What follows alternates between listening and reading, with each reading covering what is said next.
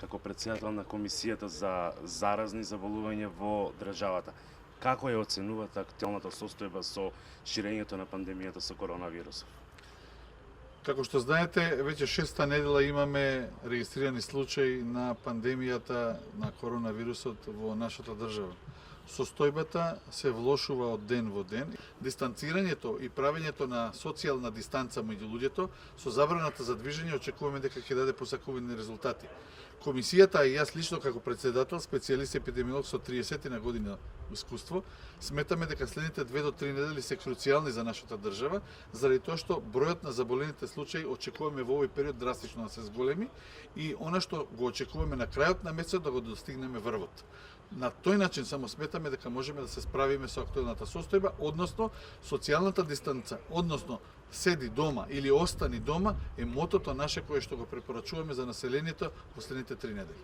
Дали може би се размислува опција за 24 часовен полициски час, нешто што да речеме веќе го побараат дел од политичките субјекти во земјава или дел од конфедерациите на работници?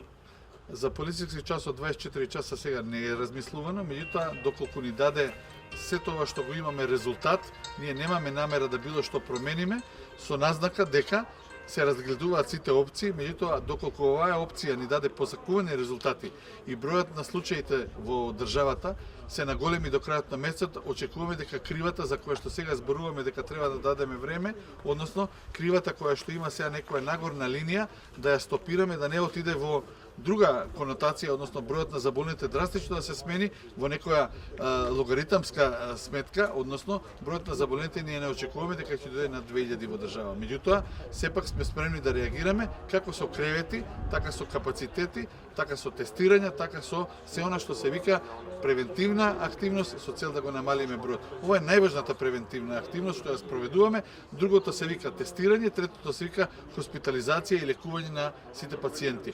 Знаеме дека бројот се зголемува од ден во ден, меѓутоа очекуваме тоа да не отиде во недоглед. И само што прашање, докторе, кои се најкритичните региони во држава? Се размислували можеби за некои дополнителни мерки? Тоа се претпоставам Скопје, Куманово, Струшки од регион. Значи Скопје, иако има 2/3 од државата жители внатре во моментов, не можеме да речеме дека е Скопје проблематично. За нас првото беше Дебар, заради тоа што Дебар имаше огромен број на случаи визави населението и неговиот број. Направивме таква организација на работата со полициски кордон.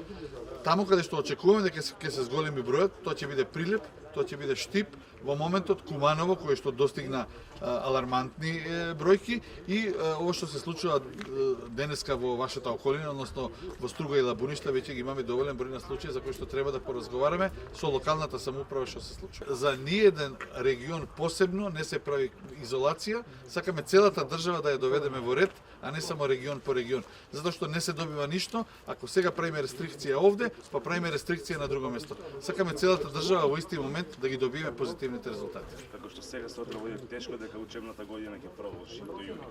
Па лично мислам дека школската година според мене на влада денеска им реков е завршена во оној облик кој што го познавам. Тоа значи дека онлайн учењето ќе биде крајнава варијанта. За тоа ќе го прашате министерот за образование и наука, јас не можам за тоа да ви одговорам. Министерството за наука и образование, тие што ќе ви одговорат за тоа. Благодарам.